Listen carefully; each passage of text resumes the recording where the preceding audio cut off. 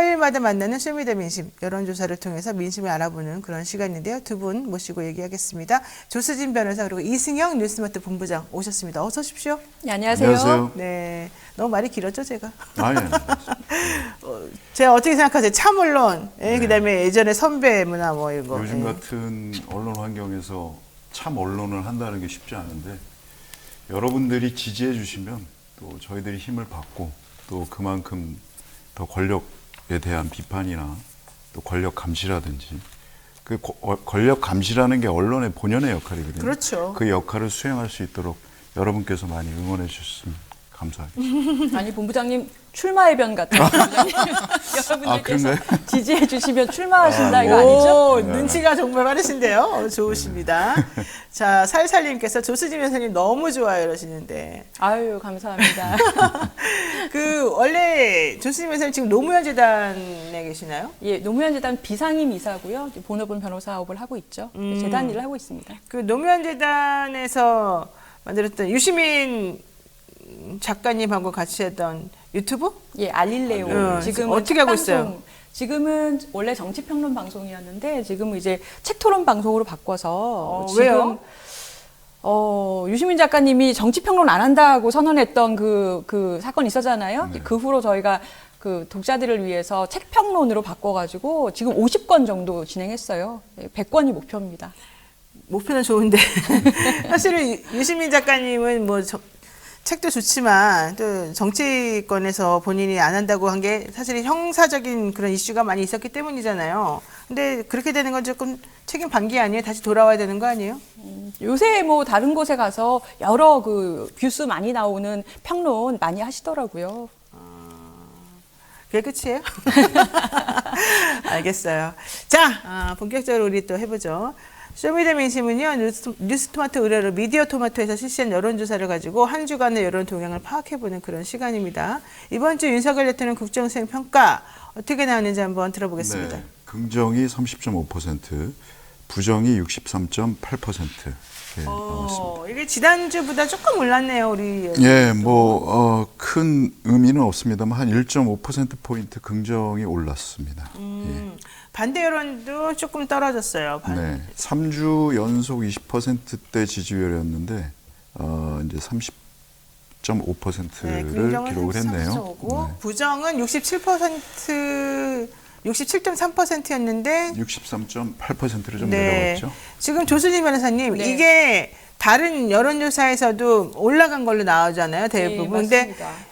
물론 다른 데보다 폭이 그렇게 크진 않습니다만은 무슨 뜻일까요? 대통령을 또 사람들이 믿고 우리 같이 한번 해봅시다 이렇게 생각한다는 뜻입니까? 여야 협치하는 모습, 민생 챙기는 모습 이 두 가지가 키포인트였던 것 같아요. 그러니까 윤 대통령이 국회에서 화요일 날 내년 예산 관련해서 시정연설을 했는데요. 이재명 대표하고 사전 환담도 하고 또 국회에서 의사장에서 같이 인사하는 모습들이 찍히기도 했습니다. 다른 조사에서도 윤 대통령의 국정수행 평가가 이 국회 시정연설 뒤에 3% 이상 뛰었다라는 리얼미터 조사도 있고요. 또 금요일에 윤 대통령이 소상공인 대회에 참석을 해서 저리융자를 4조 원 예산을 반영하겠다, 금융 문제 풀겠다 이렇게 얘기를 했고요. 이런 것들이 반영이 돼서 지지도가 상승했고 지금 30%대에 진입한 게 몇 주 만이잖아요. 어쨌거나 턱걸이를 했다라는 데서 의미가 있는 것 같아요. 그러니까 그 경향이라고 하는 게 되게 중요하고 추세가 중요한데 결과적으로 보자면 전체적으로 대통령에 대해서 긍정평가가 많이 올라가고 있는 중이거든요. 근데 저는 그 중에 하나가 이재명 대표랑 그동안에 그렇게까지 안 만나고 무시하고 그러더니 이번에는 시정연설하기 전에 먼저 손도 내밀고 이런 거가 좀 반영됐을 것 같아요. 그리고 시정연설의 내용을 보면 작년하고 달리 전 정부 탓을 한다든지 야당 탓을 한다든지 이런 게 좀 빠졌어요. 그래서 논란거리가 크게 없었다라는 게 있었고 또 하나는 지금 모든 이슈가 지금 야당에서 멀어져 있지 않습니까? 인요한 혁신이라든지 김포 서울시 편입 문제라든지 그쪽이 다 몰려있기 때문에 야당이 상대적으로 좀 소외된 그런 측면 때문에 아무래도 지지율이 그동안 20%대면 거의 바닥인데 네. 조금 1.5%포인트입니다만 조금 오른 것으로 이렇게 파악을 할 수 있습니다. 그렇군요. 이번 조사는요, 휴대전화 가상번호를 활용해서 무선 ARS 방식으로 진행이 됐고요. 18세 이상 성인 남녀 1,031명을 대상으로 했습니다. 응답률은 6.5%이고, 표본오차는 95%, 신뢰 수준은 플러스 마이너스 3.1%포인트였습니다. 자세한 조사 개요와 결과는 중앙선거여론조사심의위원회 홈페이지 또는 서치통 홈페이지를 참조하시면 되고요. 제가 좀 전에 대통령에 대한 지지도가 조금 높아졌다. 그때 이재명 대표하고 악수하고 좀 협치하는 모습 보이는 거가 하나 요인이 아니었냐 이렇게 말하니까 이름 없음님께서 그게 뭡니까? 그게 만난 겁니까? 왜 화를 내시는지. 정확한 말씀이세요. 이미지만 사실 있었고 어떠한 뭐 의미 있는 환담은 없었어요. 전혀 없었죠. 근데 그럼에도 그렇게만 해도 불구하고. 그 정도만 해도 된다는 거예요? 야, 우리 국민들이 너무 착한 거 아닙니까? 그러니까 이게 너무 관용적인데. 그림만 된 거죠. 그 시정연설하러 들어갈 때 악수 일일이 하고 들어가지 않았습니까? 네. 그런 그림, 네, 그런 그림이 뭐 영향을 좀 미쳤다. 근데 그만큼 원하신다라는 그런 의미도 될 것 네. 같아요. 대통령도 국민들이- 절박하면 바뀌는군요. 아, 그게 아니라 국민들이 더 절박한 거죠. 아, 우리 국민들이 국민들이? 제발 야당과 협치해라. 이제 이런 맞아요. 마음이 기대감이 반영이 돼 있다.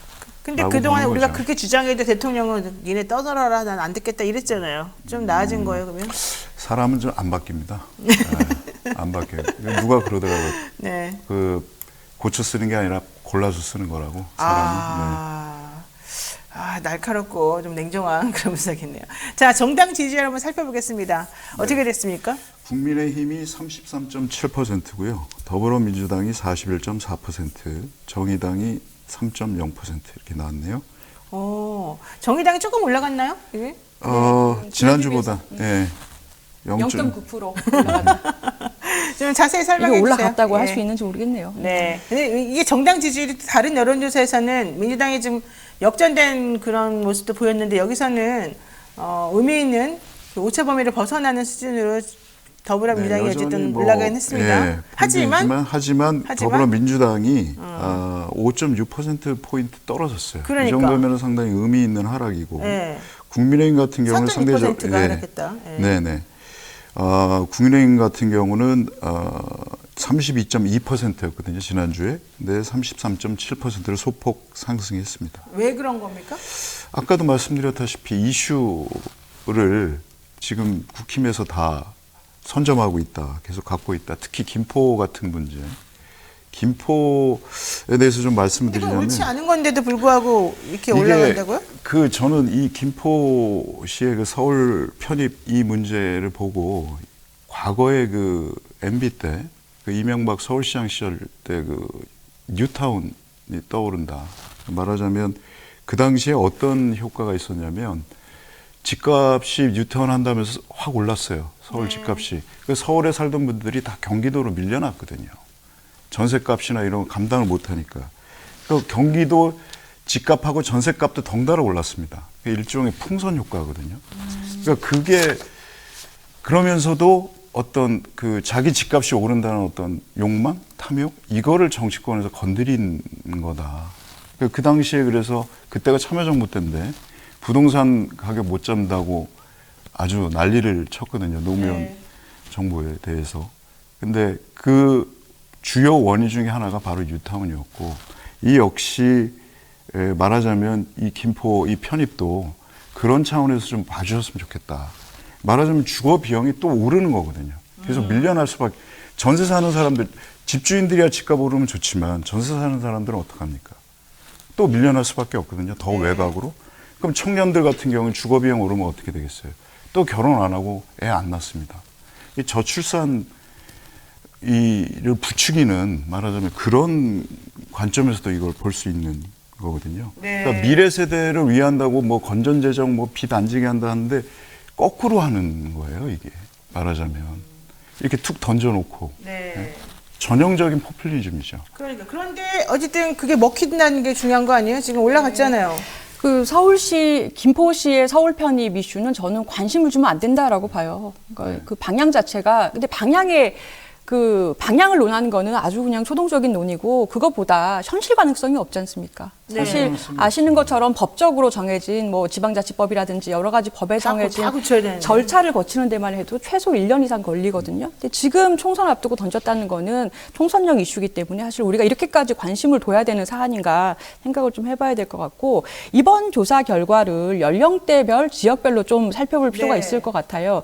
왜냐하면 민주당이 추세가 중요한데 민주당이 계속해서 하락세를 보이고 있고 특히나 지금 5% 가까이 빠졌거든요. 이게 어디서 빠진 것이냐라는 걸 보면 민주당은 지난주에 비해서 20대에서 7.0%, 30대에서 8.9%나 지지율이 지금 하락한 상태예요. 그러니까 20대와 30대가 주도적으로 지금 민주당에게 뭔가 실망했군요. 맞습니다. 그래서 조사 결과 연령대별로 좀 더 자세히 보면 그 40대와 50대에서만 민주당이 이 확실하게 앞섰고 60대 이상에서는 국민의힘이 확실하게 앞섰거든요. 이거는 거의 뭐 상수처럼 정해진 것인데 이번 주에는 지난주에 비해서 아까 말씀드린 대로 20, 30대에서 상당히 많은 수의 지지율이 내려간 것이 민주당의 하락세다. 이렇게 볼 수 있을 것 근데 같아요. 왜 떨어졌습니까, 그러면? 본부장님? 그게 중요하죠. 왜 떨어졌습니까? 20대, 30대 왜 실망했습니까? 일단은 그것도 영향을 미쳤다고 봐요. 공매도 부분이 있었지 않습니까? 김포 공매도는 다음에 어제 나온 거 아니에요? 아니에요. 일요일 날 나왔죠. 저희가 이 조사하는 기간에도 해당이 되긴 하는데요. 이 투자 젊은 사람들이 이제 주식 투자를 많이 하고 코인 투자도 하고 하는데 이 공매도 금지한다는 결정이 아마 그것 때문에 좀 움직이지 않았나라는 생각도 사실 들어요. 그 전부터 금요일부터 공매도 얘기가 네. 이제 될 거다, 금지시킬 거다라는 얘기가 나오니까 그런 게 주말 동안 조사에 반영이 됐다. 이게 되게 재밌는 게 뭐냐면 금융당국이 바로 직전까지도 회의적인 입장이었거든요. 안 하겠다라고 했거든요. 근데 갑자기 일요일 저녁에 했습니다. 일요일 저녁에 이렇게 발표하는 거는 사실 금융 위기가 있지 않은 한 이렇게 발표를 못 해요. 그러니까 그날 오전까지, 일요일 오전까지도 사실은 아니다라고 부인을 했다가 갑자기 선회한 거는 정치권의 압박이 있었다고 볼 수밖에 없고요. 그 문자가 나오지 않았습니까? 그 다음에는, 김포 다음에는 공매도입니다.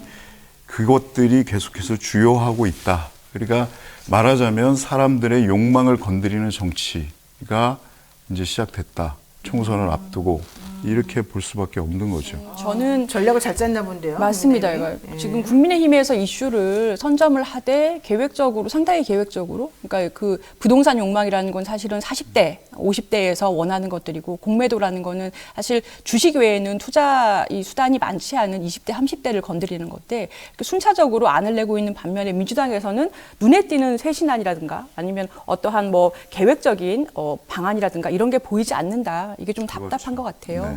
네, 자, 그래서 이번 주 각 지지층을 대상으로 해서 그러면 어떤 생각 가지고 있는지를 한번 저희가 알아봤습니다.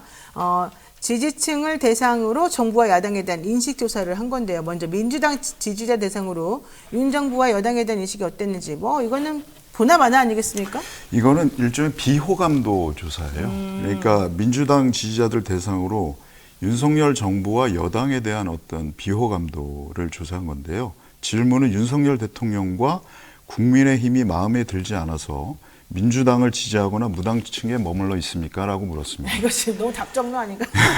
근데 이게 지금 민주당 지지자를 대상으로 물어봤다는 근데 거죠. 어떻게 민주당 나왔어요? 지지자들만 대상으로 한 거고 매우 그렇다가 63.6%, 대체로 그렇다가 19.3%, 대체로 그러지 않다가 6.6%, 매우 그렇지 않다가 8.1%. 그러니까 잘 민주당을 모르겠다, 2.4%. 지지하거나 무당층에 머물러 있는 이유가 도대체 뭐냐? 대통령이나 국민의힘이 싫어서냐? 이렇게 물어본 거예요. 네, 그렇죠. 매우 그러니까 윤석열 대통령과 국민의힘이 싫어서 나는 민주당을 지지하거나 무당층에 머물러 있다라는 게 합치면 82.9%고요. 민주당을 좋아해서 머물러 있습니까? 이렇게 물어보는 거하고 뭐가 다르죠?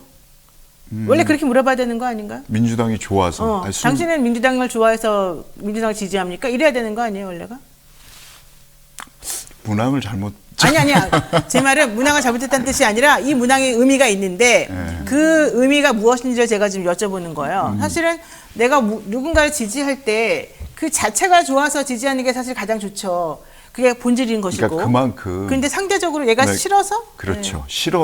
싫어서가 더 많다는 거예요. 네, 그러니까 그게 의미가 있다는 거죠. 이번 조사의 의미는 혐오도 조사라고 보시면 될 것 같아요. 그러니까 비호감도가 어느 정도로 영향을 미치는가를 대략적으로 보기 위한 조사다라고 보면 되는 거죠. 그렇죠. 자신이 누군가를 지지할 때 이게 그야말로 순수한 마음에서 지지하는 것과 그다음에 누가 싫어서 지지하는 건 완전히 다르거든요. 그러니까요. 예, 그거를 물어본 거죠. 그러니까 지금 국민의힘이나 이런 쪽이 대통령이 싫으니까 그냥 이쪽에 지지했구나. 이제 이런 얘기인데. 다음에는 그러면 민주당 지지자들 상대로 민주당이 정말 좋아서 지지하십니까? 이거 그러면 아마 더 떨어질 것 같아요. 그러면 민주당에 또 기대가 컸던 분들이 내가 생각했던 것보다 잘 못하고 있어. 나는 민주당 지지하긴 하는데 그럼에도 불구하고 너네들이 더 분발하지 않으면 안 돼. 이런 메시지가 나오는 그런 답이 좀 나오지 않을까 생각이 드는데. 그래서 저는 사실은 이 민주당 지지하십니까를 물어본 다음에 그분들만을 대상으로 그러면 윤석열 대통령이나 국민의힘이 마음에 들지 않아서 민주당을 지지하시나요? 라고 물어본 게 저는 의미가 있다고 생각하는 게 저도 사실은 그러니까 그 선거 때 민주당 정책이 너무 좋아서 찍는다라는 마음도 있지만 사실은 찍을 사람이 없는데 그나마 국민의힘보다는 민주당이 낫지 않나? 왜냐하면 그렇죠. 국민의힘 싫으니까 이렇게 최선이 아닌 차선? 예, 뭐 되는 퍼센트가 높거든요. 네. 그거를 아마 테스트한 것 같습니다.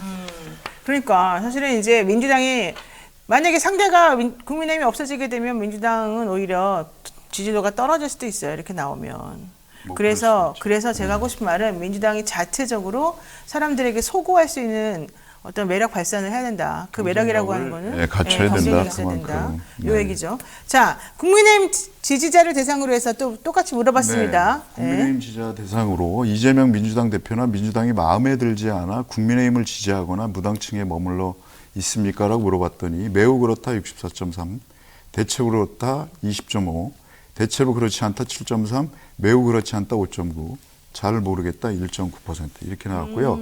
매우 그렇다와 대체로 그렇다를 합치면 84.9%입니다. 그러니까 거의 양쪽이 비슷한 결과고, 그러니까 이 결과로 보면 양당 지지층의 상대 정당 혐오가 매우 강한 편이에요. 그러니까 이거 할 때는 같이 이제 비교할 수 있게끔 고당을 지지하는, 고당이 좋아서 지지하는 그거를 넣어줘야 정확한 비교가 될 것 같아요.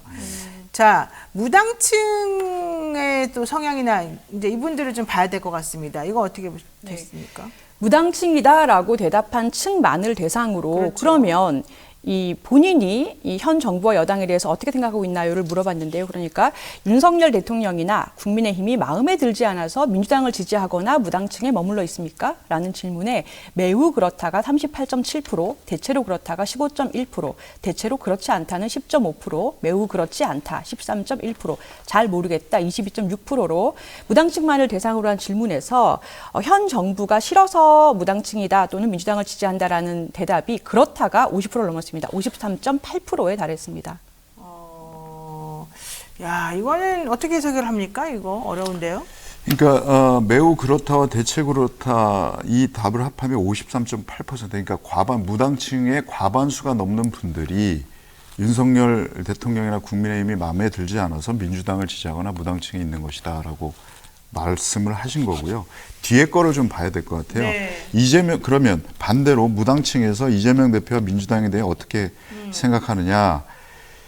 마음에 들지 않아서 이재명 대표나 민주당이 마음에 들지 않아서 국민의힘을 지지하거나 무당층에 머물러 있습니까라고 물었더니 매우 그렇다가 26.2%, 대체로 그렇다가 22.8%, 대체로 그렇지 않다 15.7%, 매우 그렇지 않다 12.8%, 잘 모르겠다가 22.5% 이렇게 나왔는데요. 이거 매우 그렇다와 대체로 그렇다라는 답을 합하면 한 49% 정도 나오거든요. 그러니까 무당층에서도 약간은 대통령과 국민의힘에 대한 비호감도가 상대적으로는 더 높다. 이재명 후보에 비해서. 예. 그러니까 이게 결국 이 조사에서 저희가 얻을 수 있는 건 뭐냐면 우리 사회가 정치적으로 얼마나 양극단에 서 있는지 이거를 알 수 있는 거죠. 이건 정치인들의 책임입니다. 왜? 분열의 정치를 계속 해왔기 때문에. 통합이나 화합 이런 거하고 거리가 먼 정치들을 해왔잖아요. 결국은 갈라치기 정치. 이번에 김포 이것도 마찬가지예요. 이것도 갈라치기입니다. 말하자면. 성별, 연령별, 지역별, 뭐 또 빈부 이런 쪽으로 분열, 혐오가 지금 만연한 시대를 우리가 살고 있다.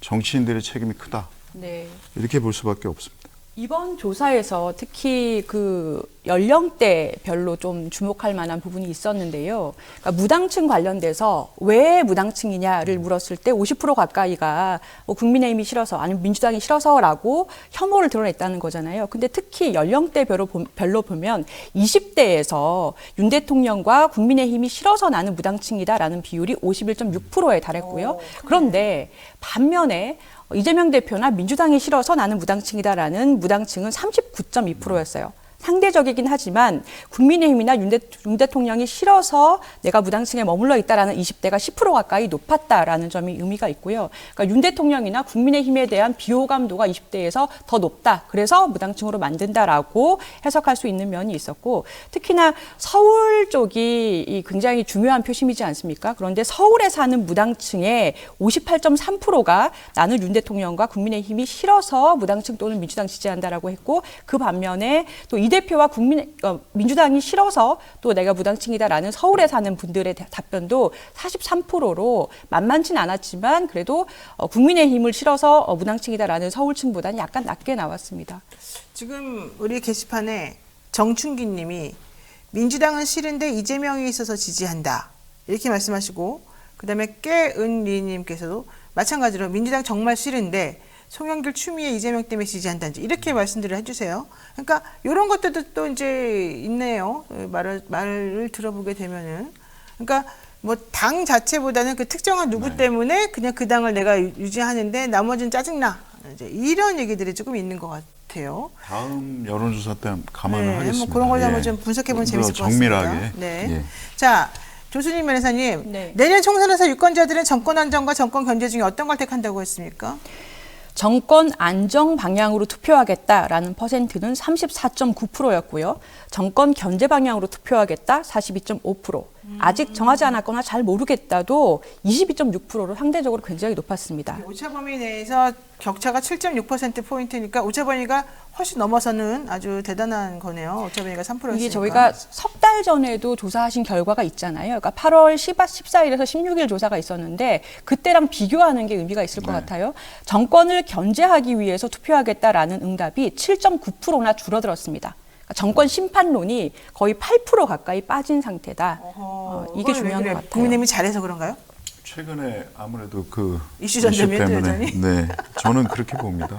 민심이라는 게 특히 무당층이나 이런 쪽에서는 그런 거에 따라 좌우 편차가 크거든요.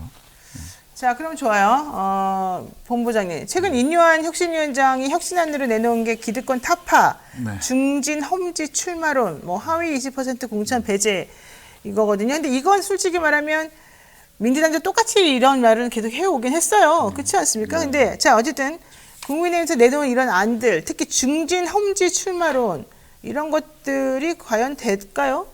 저는 그 인요한 위원장의 말씀이 참 재밌더라고요. 뭐 대통령을 사랑하면 저도 좀 말이 안 된다고 희생하고 더 크게 얘기하면 나라를 사랑하면 뭐 그렇게 해야 한다. 뭐 대통령을 사랑하는 게 나라를 사랑하는 게 되는 거고. 대통령 사랑하면 여기 들어갔을까? 참 이해가 안 가죠. 의도는 알겠는데 약간 부적절한 표현이다 이렇게 보고요. 이게 희생을 강요하는 거 아닙니까? 말하자면 그 중진들한테. 근데 중진들은 지금 침묵을 하고 있고.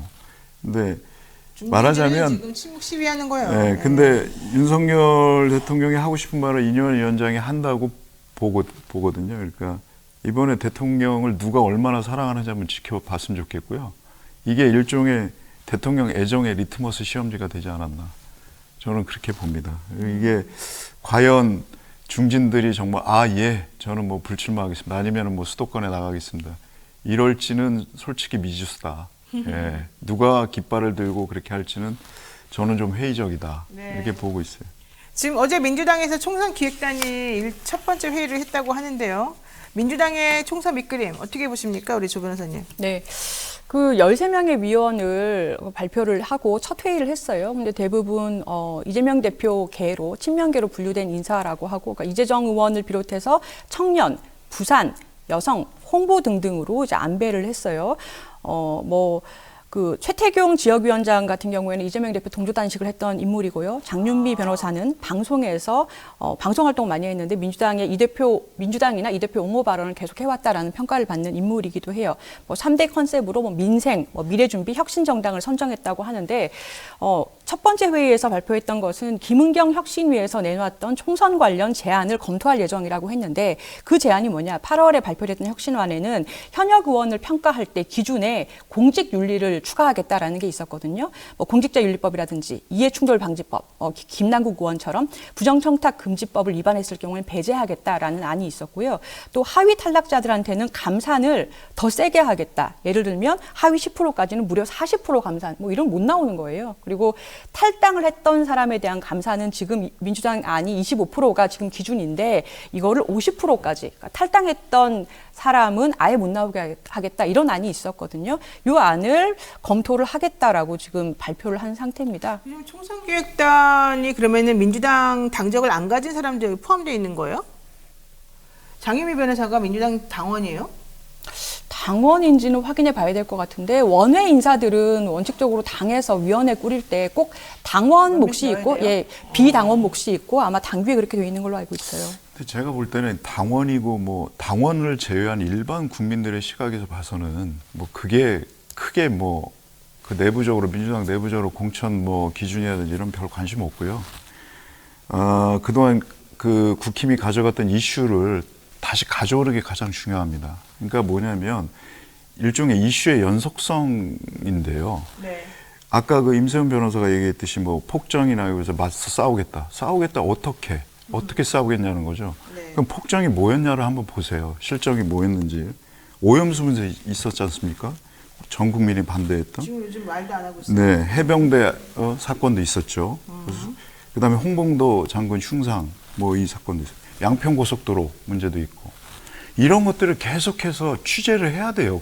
의원들이 그 민주당 의원들이 계속 더 파고 더 들어가서 새로운 걸 밝혀내서 국민들한테 알리는 작업들을 계속 해야 되는 거거든요. 네. 멈춰 있잖아요. 맞습니다. 그거를 계속 해줘야 다시 국민들한테 각인이 되고 다시 이슈를 가져오는 것이고 이런 것들을 해야 되는데 다들 모르겠어요. 공천에만 관심 있는 건지 잘 모르겠는데 민주당 의원들 더 분발을 해야 돼요. 네, 알겠습니다. 지금 장윤미 변호사 당원 맞다고 또 올려주셨네요. 그렇군요. 예. 자, 여기까지 오늘 쇼미더 민심은 좀 정리해야 될 것 같고요. 일단 1차적으로 두 분 감사드리고요. 1차적으로. 매번 매번 꼭 해야 돼요? 필요하면 두 배로 좀 그래도 제가 정리를 왜 정리하는 거예요? 왜? 그냥 가요. 왜냐하면 이게 공신력 있는 이 조사를 통해 가지고 우리가 밝혀낸 그 정보와 우리가 그냥 좀 영림의 리더 재밌게 우리가 그냥 하는 거는 좀 구분해줘야지 이 뉴스 인사이더에 그런 좋습니다. 뜻이 있었군요. 그럼요, 당연히 그래야죠. 안 그러면 여러분이 또 쇼미더 민심까지 또 오해하실 수 있으니까 제가 특별히 이렇게 힘들지만 한 겁니다. 아시죠, 여러분? 자, 바로 이어서 영친의 소통을 위해서 특별히 마련한 코너 쇼미더 영심 말씀드리겠습니다. 뉴스 인사이드에서 준비한 커뮤니티 설문조사 결과를 보고 말하는 건데 절대 신뢰하시면 안 됩니다. 그렇기 때문에 제가 항상 구분을 해드리는 거죠. 자, 한번 해주세요. 이번 주 커뮤니티 설문조사 주제부터. 국민의힘에서 김포시의 서울 편입을 당론으로 추진하겠다고 밝혔습니다. 이에 대해 어떻게 생각하십니까? 무려 3만 3천 명이 넘는 분들이 참여를 해주셨습니다. 그만큼 관심이 많으신 건데요. 네. 그중에서 79%에 해당하는 응답자들이 실현 가능성이 없어 총선용 포퓰리즘 공약이다 이렇게 말씀하셨네요. 역시 왜 싫어하냐? 다 아시는 다 아는군요. 거죠. 현명하십니다. 그렇죠. 두 번째 대답이 16%가 반대한다. 국토 균형 발전에 역행하고 서울 과밀화 부작용을 일으킨다라고 말씀하셨고. 야, 이게 웬만한 의원들보다 더 훨씬 많습니다. 낫죠. 훨씬 낫죠. 네, 정확하시죠. 그다음에 나머지 2%가 찬성, 뭐 교통 등 주민 편의성 고려, 서울 광역화 필요하다. 중립, 해당 지역 주민들의 의견과 지자체 간 합의에 따라. 야, 뭐 이렇게 그러니까 95%는 다 반대하고 싫어하는데 이유가 실현 가능성이 없는 포퓰리즘이기 때문이고 국토 균형 발전에 역행하기 때문이다. 이제 이런 내용이고 나머지 한 4% 정도가 2%가 찬성이고 중립이 2% 정도이네요. 네, 잘 모르겠다도 1% 정도 되고. 예, 결국 우리 조사 결과는 찬성한다는 0%예요. 잘 모르겠다가 1%고 나머지 다 반대한다는 말씀이니까요. 근데 찬성은 2% 있잖아요. 그거 아니에요? 교통 등 찬성 주민 2%, 편의성 예. 고려 서울 광역화 필요 있네요. 2%가 있어요. 네. 우리가 98% 그렇게 가 아주 남는데. 극단적이지는 않습니다. 이거 되게 중요한 거예요. 뭔가 항상 압도적이에요. 지금 90%가 넘었잖아요. 95%가 되게 의미가 좀 있는데 더 영심은 뭔가 항상 압도적. 우리는 그래도 극단적이진 않다. 항상 이게 합리적으로 하려고 한다. 이게 중요합니다. 이게 극단적 아니에요? 여보세요. 자, 문제가 있다고 봅니다. 댓글 예. 모임 해주십시오. 예. 이걸 PYH 님께서 땅덩어리도 작은 나라에서 뭐 지역 감정 가질 필요도 없이 그냥 남한 전체를 서울이라고 통칭해 버리죠. 이야. 네, 점점 늘어난다. 서울이. 예, 그냥 아예 전부 다 그냥 네. 그냥 전부 서울이다. 다 서울에 편입시켜주면 대한민국이 아니고 서울로. 난리 아이고. 났네요. 네. 예. 그리고요. SH 리님께서 포퓰리즘을 넘어서 이게 천공의 짓이라는 게 기가 막힌다. 이거 확인되지 않았습니다. 여러분 다시 확인되지 말씀드리면 확인되지 않았어요. 않았습니다. 민주당 최고위원회에서 언급은 됐었죠. 다만 천공의 지시인 것으로 좀 보여질 요소들이 너무 많다. 예, 이 말은 네. 있고요. 예. 그다음에 KNU님께서 이런 큰 현안 정책 발표가 갑작스러우면 의심부터 듭니다. 그렇죠, 그렇죠. 혹시 김포에 장모님 땅 있는 건 아닐까요? 이거 괜찮네. 이거 우리 모두 누구 의심했다는 장모? 내용이네. 누구 장모? 예? 그런 것 같이 물어보지 마세요. 주원 없네요. 예. 네. 러브러브님께서 나 광진구 사는데 김포를 서울시로 만들어 줄 거면 우리 광진구도 강남구로 편입시켜줘라. 이참에 오. 강남 구민 좀 돼보자. 와 이거 박수 이거 박수. 야 이게 신박하네. 대단한데요, 진짜. 신박하네요. 전부 다 서울로 넣은 다음에 다 강남으로 만들면 된다. 뭐 이렇게도 볼 수 있겠네요. 그리고 유저 FJ2님께서 대선에서 공약한 것도 일도 지킨 게 없는데 선거에서 이기면 대통령 거부하겠지. 그러네. 대선에서 공약한 게 지금 지켜진 게 사실 없죠. 대표적으로 여가부 문제만 해도 네, 그렇고. 다 짜고 친다. 네. 그리고요. 유저 NJ1님께서 서울 과밀화를 막기 위해 과거 정권들이 사활을 걸고 노력을 기울였는데 과밀화가 되건 말건 국회의원 몇 석 더 얻고자 이런 한심하기 짝이 없는 선심성 정책 추진을 준비 없이 남발하는 작태를 벌이고 있는데 참으로 암울하네요. 그러네요. 그러니까 서울 과밀화를 막기 위해서 그동안 그렇게 노력해놓고 이제 와서 표 하나 얻겠다고 이래 말도 안 되는 모순적인 행동을 보이는 게 참 황당하다 이런 얘기네요. 네. 영철님은 아마 김포시에 사시는지 모르겠습니다만 하여튼 김포는 이미 5호선 연장과 4기 신도시 발표 등으로 광역화 준비가 충분한 상태입니다. 네. 이제 정치인들과 정부가 주민들에게 신뢰를 보여줄 일만 남았습니다. 이미 광역화 준비가 충분하다. 이거 무슨 뜻입니까? 이게 서울 편입을 지금 찬성하는 분인가요, 이분이? 아니죠. 그러니까 서울시 편입을 하지 않더라도 김포는 이미 광역화 될 준비가 남았다. 무슨 이런 광역화가? 경기도 광역화? 뭐 무슨 광역화를? 김포시 광역. 김포시 광역화요? 말이 그 말인 것 같은데. 정치인들과 정부가 신뢰를 보여줘라. 이거 무슨 말인지 지금 헷갈리지만. 영철님께서 댓글 달아주시면 되겠네요. 한번 댓글 달아주십시오. 아마 안 들으실 것 같긴 하지만. 자, 여기까지 해야 될 것 같습니다. 자, 뽑을까요, 우리? 하나씩 뽑아주세요. 저는 동윤님 말씀이 너무 와닿아요. 제 심정도 이랬고요. 그러니까 서울 과밀화를 막기 위해서 그동안 노무현 정부 때도 그렇고 그 전에 그렇게 일관되게 추진해 왔는데 총선 그깟 몇 석 더 얻겠다고 이제 와서 무슨 서울로 편입시키는 준비도 안 된 발언하는 게 너무 한심합니다. 그렇죠. 예, 그러니까 동윤님, 네, 동윤님. 우정 NJ1 어쭈쭈님, 네. 저는 KNU님. 혹시 김포에 장모님 땅 있는 건 아닐까요? 맞으면 정말 최소 2분 점쟁이. 있을 수도 있을 것 같아. 차명으로 난 갖고 있을지도 모른다고 생각해. 영죄이님이 저 김포에 삽니다. 기왕 해줄 거 서울이 아니라 강남으로 편입해줘요. 어차피 말도 안 되는 포퓰리즘인데 김포도 한강 이남이잖아요. 이렇게 맞네요. 자, 저는 그런 의미에서 러블러브 BC8RI님 나 광진구 사는데 우리 광진구 강남구를 편입시켜주세요. 이거 진짜 아주 그냥 촌철살인 같습니다. 자, 오늘 여기까지 또 세 분 또 뽑아봤고요. 여기까지 해야 될 것 같습니다.